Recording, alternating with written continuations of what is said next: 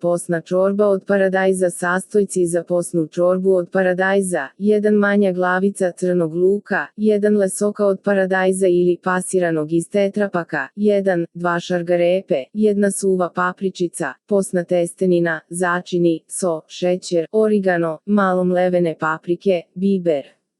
Posna čorba od paradajza se priprema na sledeći način: sipati u šerpu paradajz i sitno seckani crni luk da provri, zatim dodati narendanu šargarepu i papričicu, malo šećera da ubije kiselost paradajza i malo soli, malo mlevenog bibera i origano po ukusu.